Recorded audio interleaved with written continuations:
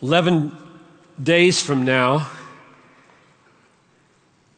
it will have been 66 years since I was born in this city.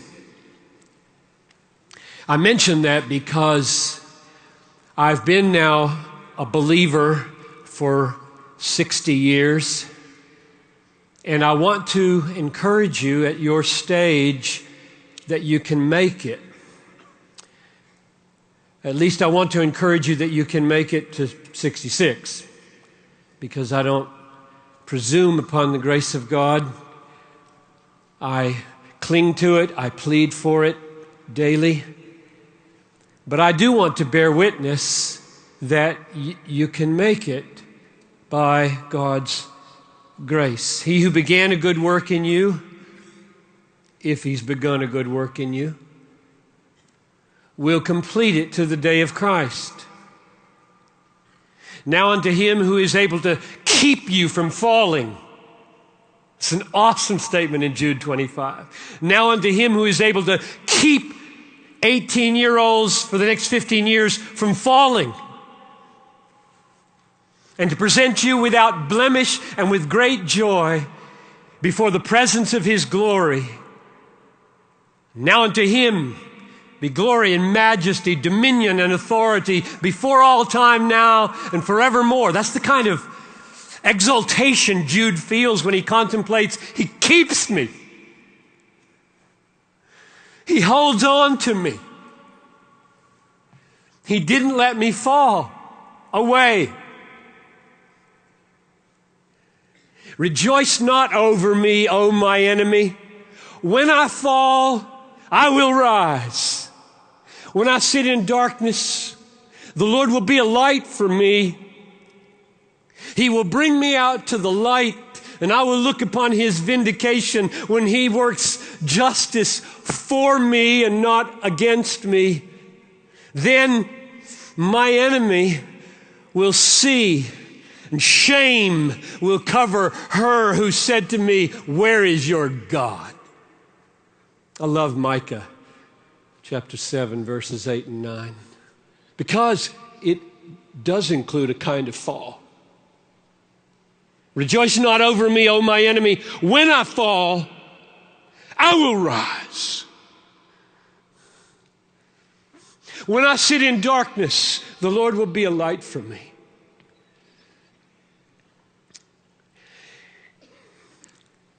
I want to be helpful.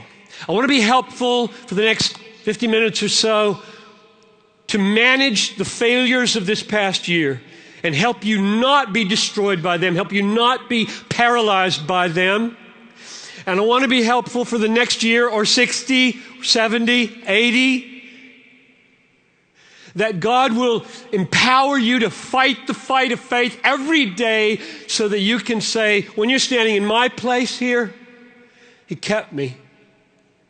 He has not let me down. He has been faithful to me. That's what I want to do. I want to help you. And I was reading in my devotions the other morning, and they just put it on the blog this morning. David told me as we were walking over here, I didn't know that. That's a good coincidence, that after the resurrection, Jesus was amazingly eager to have a restored relationship with all of his 11 disciples that had forsaken him. It says in Mark 14:11, they all forsook him. So did you do that this year? Did you walk away? You did. Some of you did. You just walked away. I'm done with it. I don't care anymore. It's too hard. It's not paying off. I'm just out of here as far as the Christian life goes. And that's what they had done. At his hour of greatest sorrow, they left him. So here he is, risen with sovereign triumph over the universe in his hands. And what does he do? He meets Mary, and he says, Mary, go tell my brothers, I am going to my God and your God. I am going to my Father and your Father. What's the point of that? brothers, your God, your Father. I want you back. He's still your Father. And then he meets them in the room. He passes through the door evidently, and he just shows up. What's the first thing he says? Peace be to you. I mean, they must have felt like, oh, we are going to get spanked here really bad. Or worse. And he says, peace be to you. And then Peter, after Judas, who's not coming back, Peter did the worst. I'll go with you. I'll die with you. No, you won't. 3 times you're going to deny me. But do you remember Luke 22:32? I have prayed for you, Peter. When you turn, strengthen your brothers. Not if you turn. I mean, this is sovereign, pre-crucified Jesus saying to one, you're going to deny me. And when you turn, I've got that sewed up with the Father. Strengthen your brothers. So he comes to Peter on the beach, remember, with the fish, 157 fish, and after that little scene, and he looks right at Peter and says, do you love me more than these? Yes, Lord, I love you. Do you love me more than these? Yes, Lord, you know that I love you. Do you love me, Peter? Yes, Lord, you know that I love you. And every time, 3 times for 3 denials, you get what's going on? 3 times you can tell me. Just like you didn't, you do. Do you? Yes, you do. Tend my sheep, feed my lambs, shepherd my flock. I got work for you to do, Peter. Let's go. So that if that's where you were in 2011, I threw it away. I denied it. I walked away. I just want you to hear loud and clear. He will have you back for 2012. So let this conference be a decisive turning. Just say it in your heart and to him. I'm done with the failure. I am so thankful that you will have me back. I'm coming back. And hear those words. Peace be to you, my brother, your Father. Do you love me? I got work for you. So I want to help you with the past year, but mainly I would like to be of help for the rest of your life. I would like to be of help in the fight of faith, which is every day, and in particular, the fight against lust or the bondage to pornography or the bondage to masturbation or the bondage to sleep with your girlfriend or whatever form, this whole physical thing over here, which is designed by God to be a good and beautiful thing, just holds you like a slave. I would like to help you with that. And I'm going to do it in a way that might be a little different. I'm going to tell you a story of a man's life, namely Augustine. Augustine was born when? 354, I think, AD. So 1,600 plus years ago. And he was in bondage to lust for 16 years, had a concubine all that time, had a son to her, never married in all of his life, just had sex every day till he was 32 years old. And the reason I want to tell you this story and go into his soul with you is because stories sometimes have an unusual power. Examples of people that have failed and God rescued them have power. And secondly, because his way of getting free was that a sovereign joy, that's his phrase, a sovereign joy severed the root of the pleasures of sin. They lost their power not by a direct assault, but an indirect assault. Namely, not an assault on, I'm not turning it on, I'm not clicking the mouse, I'm not pushing the button, I'm not going her again. instead of that, which is good, over here was, I'm coming, and I must have more of this. So that's what I want to do. I want to take you there. And I printed out an email that I got Monday, 22nd of November, 2010, from a man whom I won't name. And I'm going to read it to you to show you what I hope happens. Now, he does refer to one of my books. I'm going to direct you to another book. The point here is not that he got help from a particular book. The point is the kind of help he got, which he could have gotten better, and he later realized from Augustine than from me. So I'm directing all of your attention to Augustine. I'm going to mention a book of Augustine's in particular. I'm going to tweet this afternoon at 2 o'clock where to get it, how to get it, what translation to get. Here's the experience.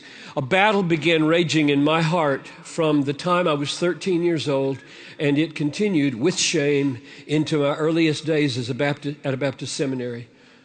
I had given myself to the pursuit of pornography as a teenager, and my pursuit of it continued through Bible college and well into my adult years.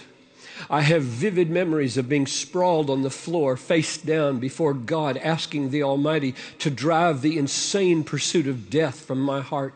I purchased books, sought counsel, scoured the Bible as if it were an encyclopedia, searching for the trick of my deliverance.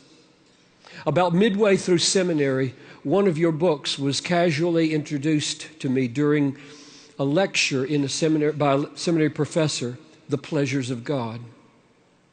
Something about the title resonated with me, and I left class one afternoon set on purchasing it. That day was the dawn of a new beginning to me.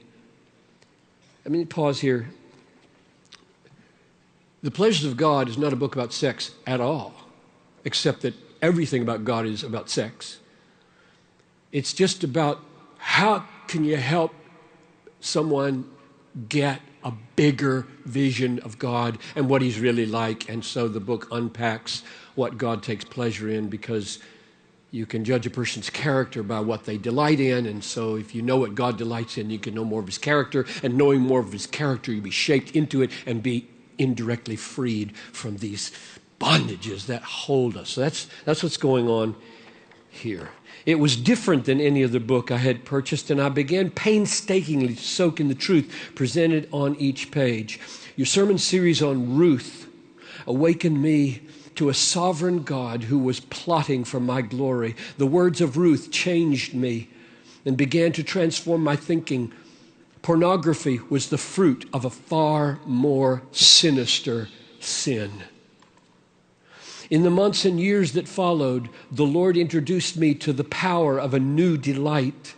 My life in Christ gradually stopped becoming a duty, but instead became a pursuit of a higher pleasure.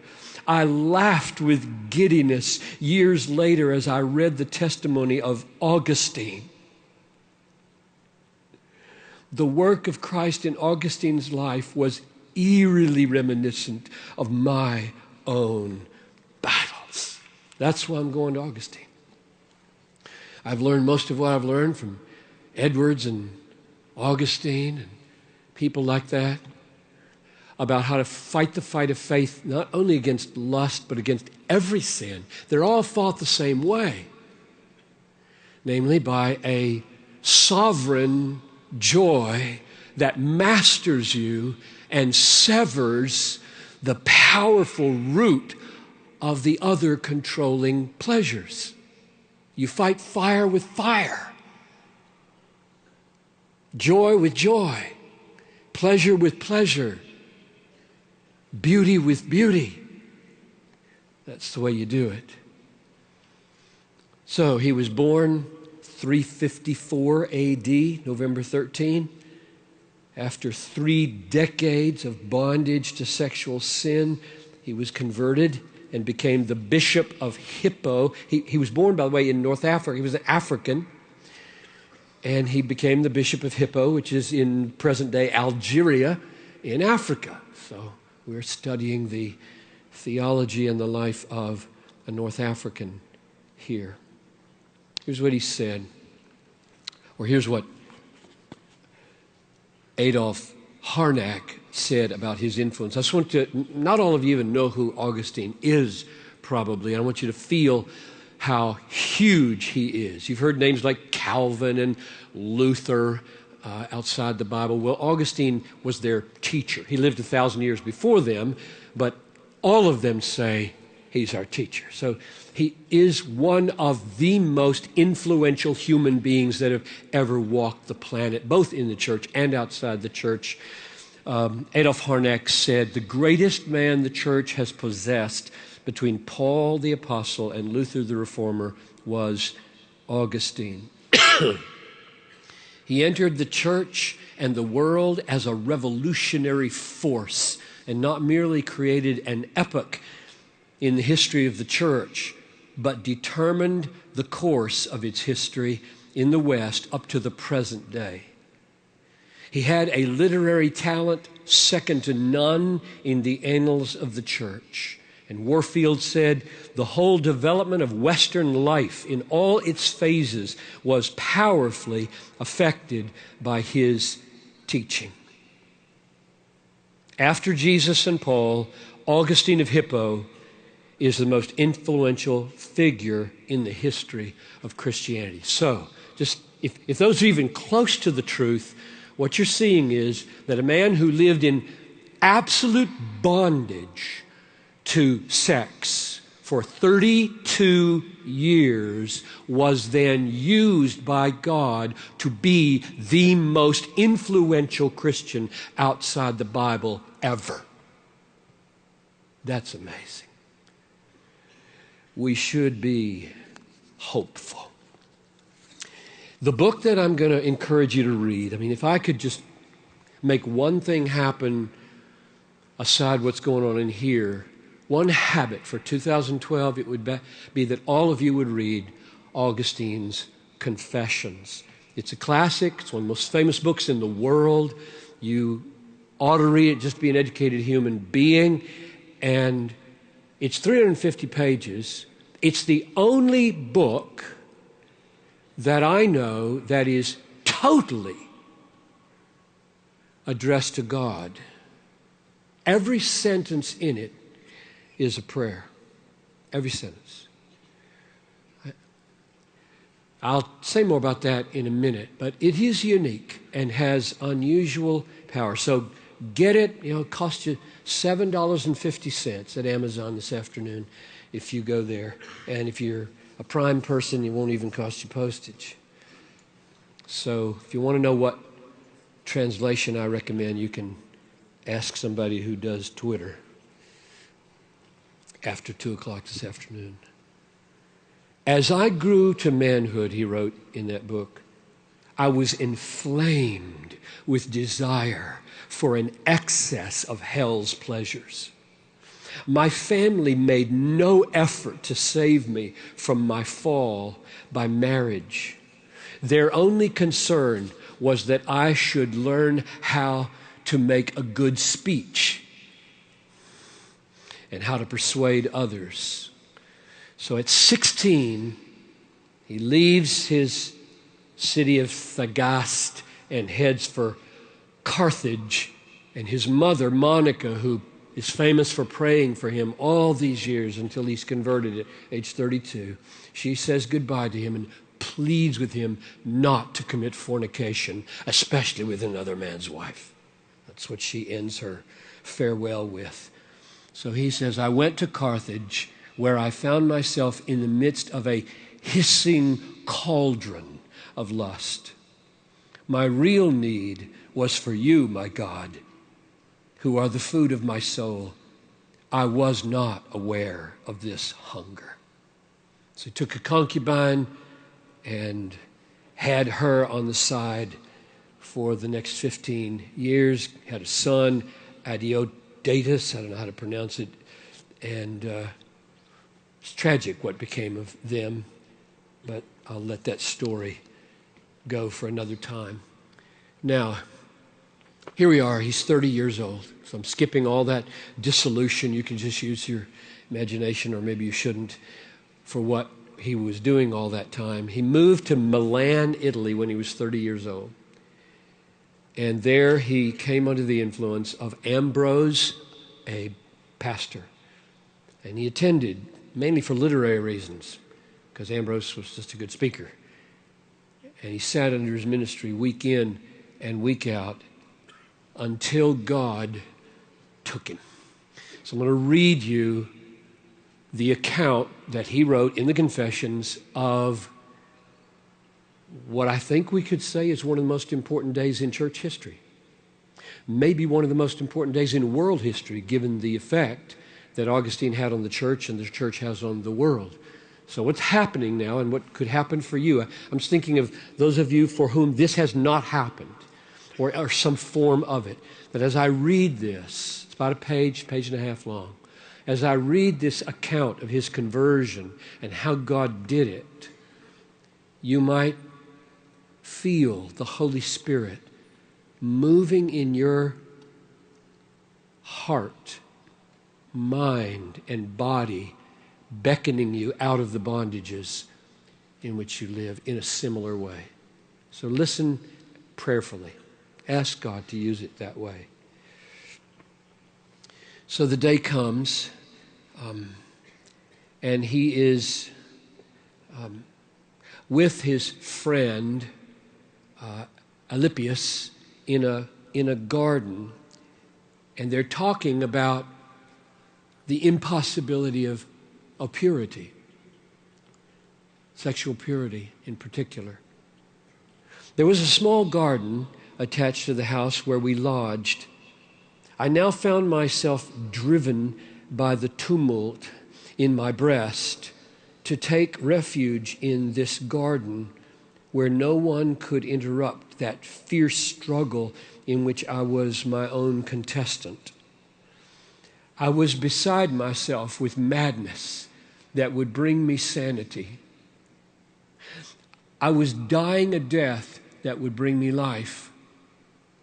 I was frantic, overcome by violent anger with myself for not accepting your will and entering into your covenant. I tore my hair. I hammered my forehead with my fists. I locked my fingers and hugged my knees. Just picture him on the ground, agonizing over whether he can let a lifetime of sin go.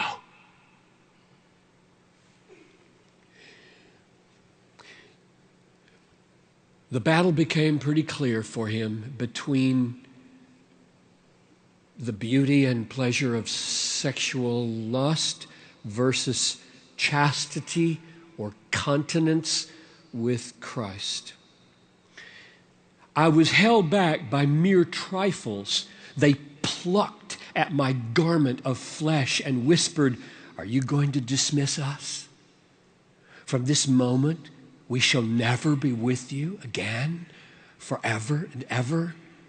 And while I stood trembling at the barrier, on the other side, I could see chaste beauty, the beauty of continence in all her serene, unsullied joy as she modestly beckoned me to cross over and to hesitate no more. She stretched out loving hands to welcome and embrace me.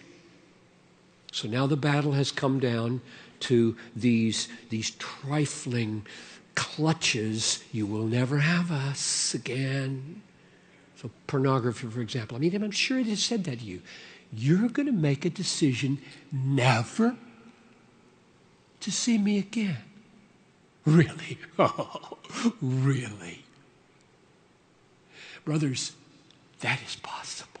I bear witness. That is possible. Feels impossible. It is not. So they're clutching at him. These trifles, as he called these fangs in the garment of his flesh. And over a river is this beautiful woman called chastity or continence. Who will win?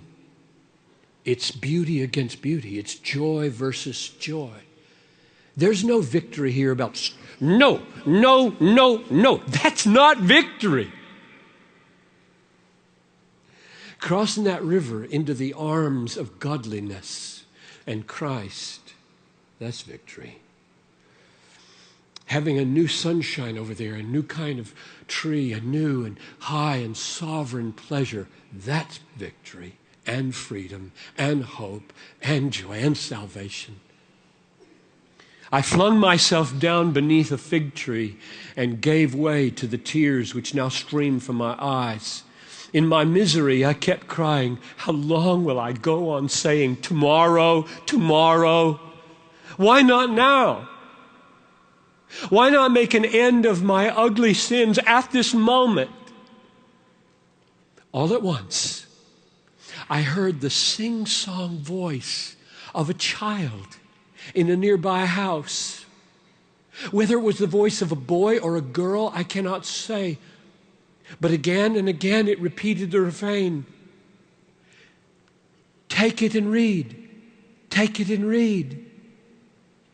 At this, I looked up, thinking hard whether there was any kind of game in which the children used to chant words like these, but I could not remember ever hearing them before.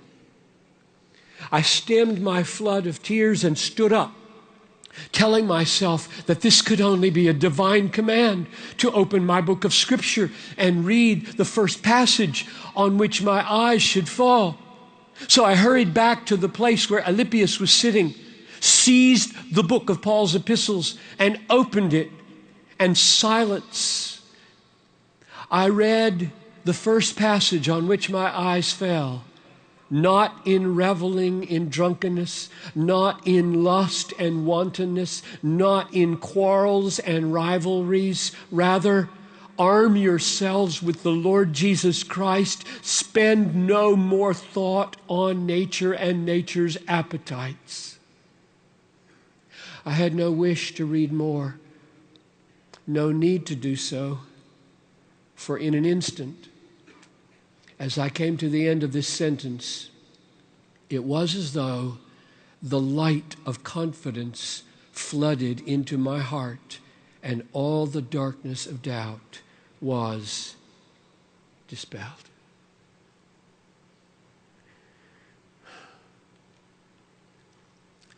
And then, at age 32, he turned and never went back. His choice not to marry may not have been the wisest choice. Marriage is a beautiful thing. Sex is a beautiful thing. But given what he had endured, I sympathize with his choice. I don't want you to become Platonists who solve the problem of the sinful use of the body by no use of the body. That's not my goal.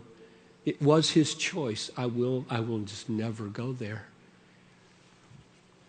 And he lived a chaste and celibate life until the end and became the Bishop of Hippo, not by his own choice, but because people saw him soaring in godliness and in effectiveness of communication about the sovereignty of grace, and they made him. And he was there until he died, I think age 75. Oh, brothers, there's hope for you. It really is. So he was converted and began to think it all through. That's the way it happens, isn't it? You think your theology comes before your experience, and often it does, but often your theology is an effort to understand, what has God been doing? What has God done to me? How did he do that? I want to understand this because I would like to help other people. So I want to take you in a few-minute tour of his theological reflections on how did that happen? What did he do to me? Augustine's arch opponent from then on was a British bishop named Pelagius, lived in Rome. You may have heard the term Pelagianism somewhere in your reading or studies. Pelagianism from Pelagius, Augustinianism from Augustine are two radically different views of our nature, who we are since Adam, and how we come into fellowship with God and live successfully there. Two radically different views. Pelagius did not believe in original sin the way Augustine did.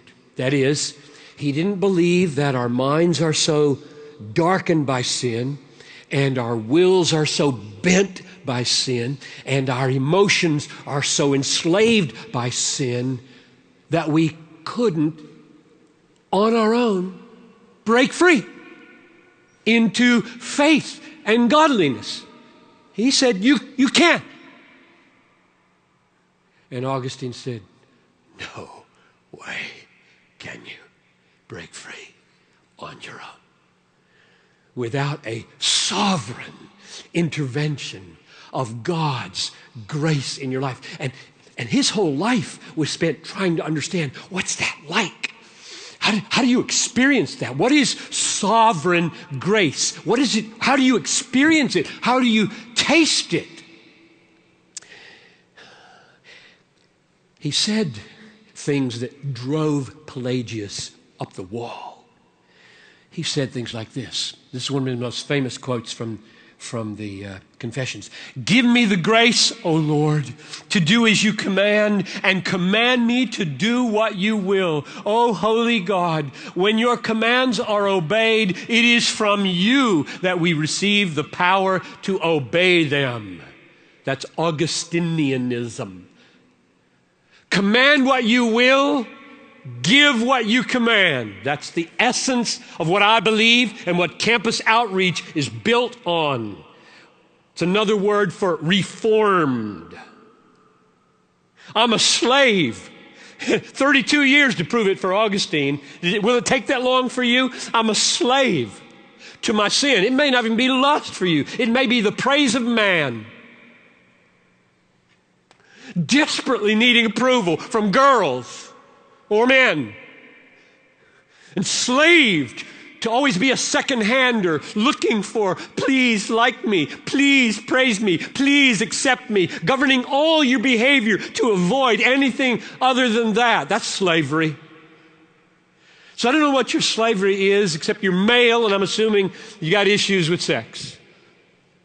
So we're all slaves. How will we be free? Not Pelagius' way. Let me try to describe freedom, Augustinian and Pelagian. Because we had our backup about freedom. Right? Oh, free will. I got my free will. Okay, here's what a Pelagian says freedom is. Here's God and godliness, and here's sin. For Pelagius, freedom is right here, poised in perfect equilibrium, containing the power to go this way or that way. That's freedom. There's sin, there's God, I'm here.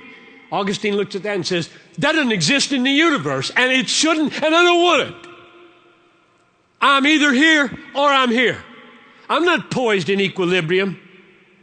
And my goal is not to be there. He said some amazing things. I just wrote them down again last night. I was just blown away by the fact that he describes free will, or he describes the wrestling with choices, okay? Evil, good. Satan, God. Unbelief, belief. The wrestling here. He said, I don't want to live there. Wrestling with choices is a necessary evil in a fallen world, he says, until the day come when discernment and delight in godliness are one. You get that? Right now, I'm so, even as a saved John Piper, I'm so corrupt with remaining corruption that I'm struggling what to do. And Pelagians picture freedom there. You can go this way, you can go this way. I don't want to live hovering between good and bad, right and wrong, wrestling with my free will as to which one goes which way. I want to be totally enslaved to the good because the good has become totally, compellingly beautiful to me. There isn't a greater freedom in the world than to do what you want to do for 1,000 years with no regret, because what you want to do is love godliness and love God. This isn't freedom. In fact, biblically, this doesn't exist. You read Romans 6. We are enslaved to sin or we are enslaved to God. There is no hovering in the middle. And the only way to move from here to here, Augustine discovered biblically and experientially, is I have to be set free. I can't do it. I can't do it. Doesn't sound real male. So don't try to be theologically machismo. Be theologically childlike. Unless you turn, become like a little child, you'll never enter the kingdom of heaven. To be a child says, God, I'm a slave. I'm a slave to cravings and desires and longings and yearnings, and I can't make myself love godliness. I can't make myself love Jesus. I can't make myself love chastity. I'm just in love with all this stuff. And that's true. You can't. That's what Augustine discovered. So let me read to you this amazing statement of his understanding of what happens. During all those years of rebellion, where was my free will? What was the hidden secret place from which it was summoned in a moment so that I might bend my neck to your easy yoke, O Lord? How sweet all at once it was for me to be rid of those fruitless joys which I had once feared to lose. You drove them from me, you who are the true, the sovereign joy. Now that phrase captured me years ago. I put it in the title of a book. I love that phrase. Can you imagine anything better than to be set free, not by sovereign wrath or sovereign anger or sovereign severity, but sovereign joy? Meaning, well, let's keep reading and see. You drove them from me and took their place. You who are sweeter than all pleasure, though not to flesh and blood. You who outshine all light, yet are hidden deeper than any secret in our hearts. You who surpass all honor, though not to the eyes of men who see all honor in themselves. O Lord, my God, my light, my wealth, my salvation. The way grace works, according to Augustine, and he's right about this, biblically true, is that grace is God's giving us a sovereign joy in himself that triumphs over the pleasures of sin. Grace is God's giving us freely, powerfully, a sovereign joy in him that is superior to the pleasures of sin and thus severs the root of their power. Any other way to try to get free results in despair or legalism. Either you fail in despair or you succeed and beat everybody up with your self-righteousness. But if you are set free by a blood-bought, Christ-exalting, sovereign joy, nobody boasts about enjoying a hot fudge sundae. You might boast about eating asparagus, but not about eating a hot fudge sundae. Like, I finished it. I finished the whole thing.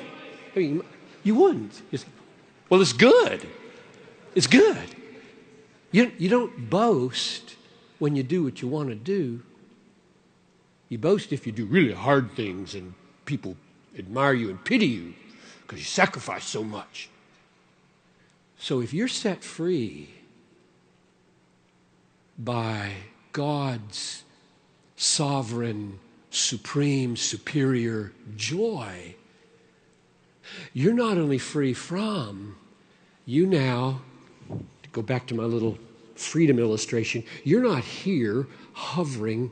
You are increasingly, and it's only partial in this life, increasingly satisfied by what's good and beautiful and holy and God exalting, which means you can do what you want to do. That's freedom. And one of these days, this is why I want the second coming yesterday.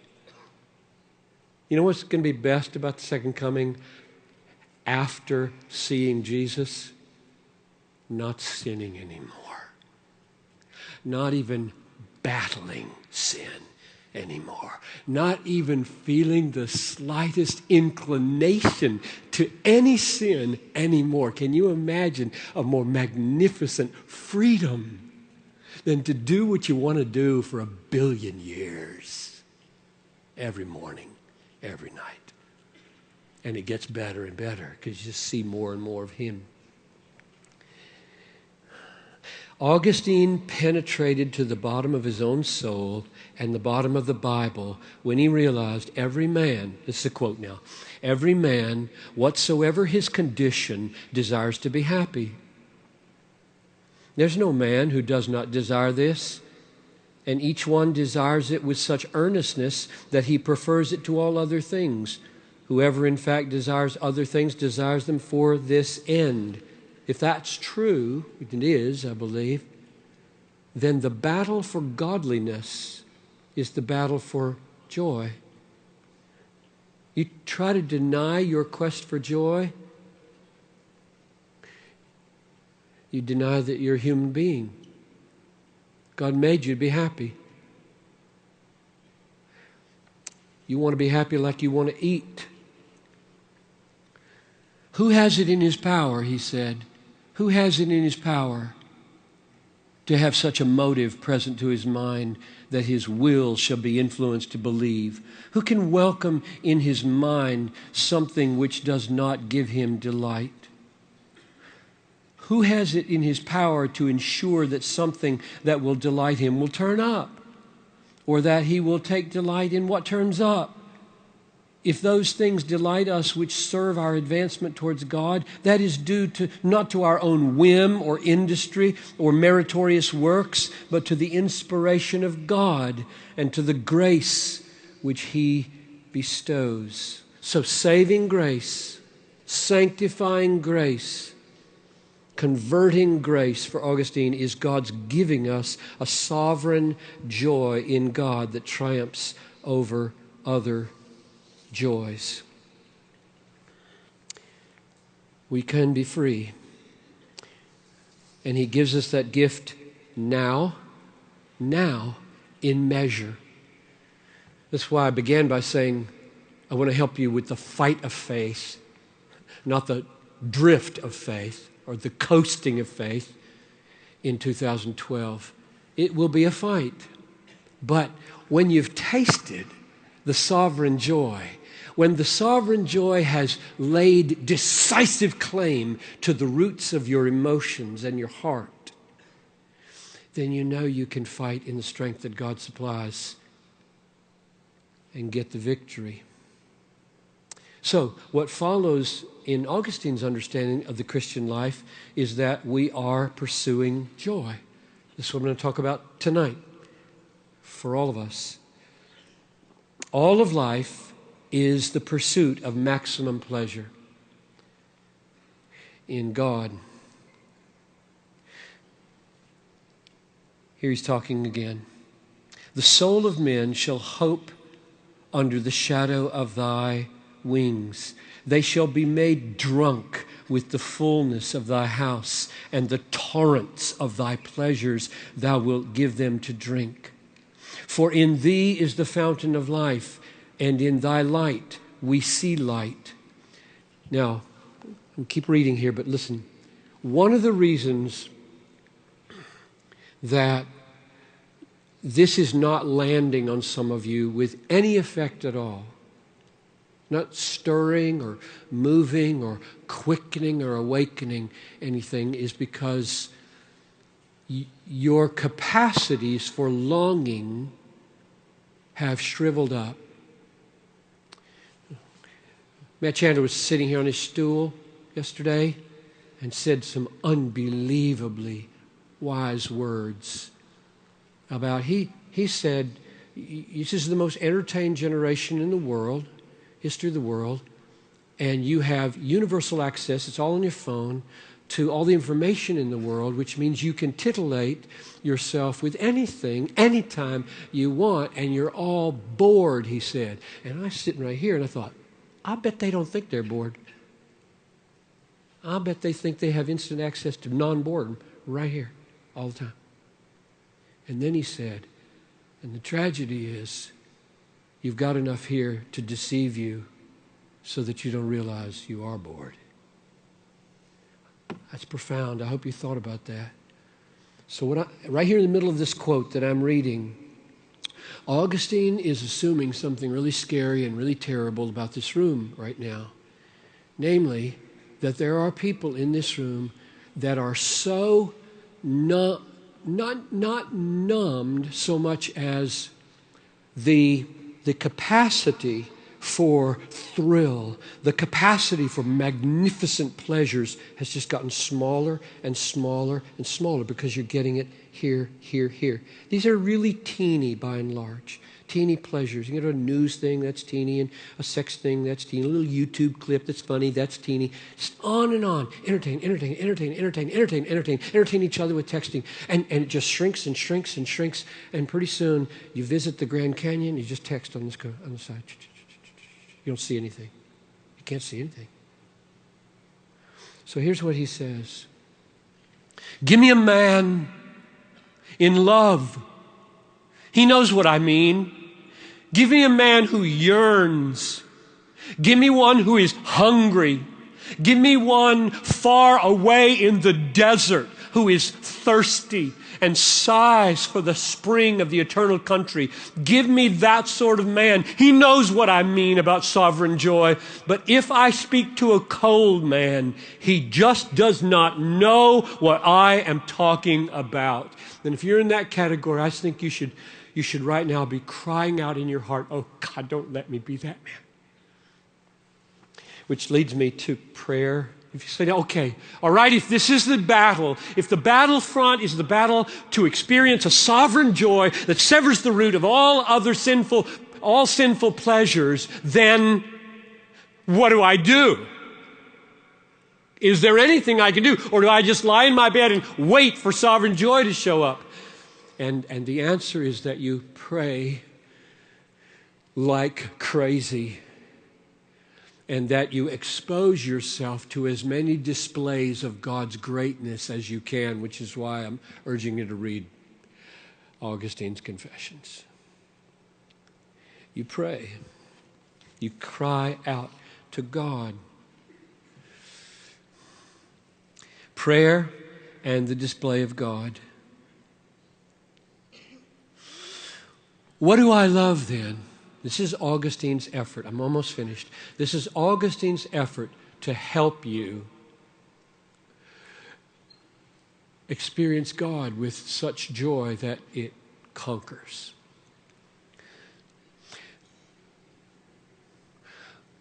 What do I love when I love my God? Not the sweet melody of harmony and song, not the fragrance of flowers, perfumes, and spices, not manna or honey, not limbs such as the body delights to embrace. It is not these that I love when I love my God. And yet when I love Him, it is true that I love a light of a certain kind, a voice, a perfume, a food, an embrace. But they are the kind that I love in my inner self, when my soul is bathed in light that is not bound by space, when it listens to sound that never dies away, when it breathes a fragrance that is not borne away on the wind, when it tastes food that is never consumed by the eating, when it clings to an embrace from which it is not severed by fulfillment of desire. This is what I love when I love my God. And so he prayed. I think this is why the Confessions are 350 pages of prayer. Prayer. Because he knew, if you are sovereign, if you're the only one who can sever the root of these things that hold me in bondage, all I know to do is look to you and cry to you. Look to you and cry to you. You are ever active, yet always at rest. You gather all things to yourself, though you suffer no need. You grieve for wrong, but suffer no pain. You can be angry and yet serene. Your works are varied, but your purpose is one and the same. You welcome those who come to you, though you never lost them. You are never in need, yet are glad to gain. Never covetous, yet you exact a return for your gifts. You release us from our debts, but you lose nothing thereby. You are my God, my life, my holy delight. But is this enough to say of you? Can any man say enough when he speaks of you? Yet woe betide those who are silent about you. So my question is, do you know any taste like that at all? Has God become to you such a treasure? Has Christ crucified, risen, reigning, coming, present, become to you such a pleasure, such a spring, such a light, such a treasure? How sweet, these are his words one last time, how sweet all at once it was for me to be rid of those fruitless joys which I had once feared to lose. You drove them from me. You who are the true, the sovereign joy. You drove them from me and took their place. O Lord my God, my light, my wealth, my salvation. So brothers, this is the battle to be fought indirectly against every bondage in your life. If you have blown it for 18, 20, 25 years, be like Augustine and say, I now renounce these. And I turn my face to Jesus Christ, and I turn my face to God the Father and to his promise. In my presence is fullness of joy. At my right hand are pleasures forevermore. And I receive it, I embrace it as my supreme pleasure. O Father in heaven, for my sinful, battling, 66-year-old soul, I pray. And for the souls of these young men, I pray. Sovereign joy, set us free for the glory of your great name and the pleasurable walk of liberty. In Jesus' name, amen.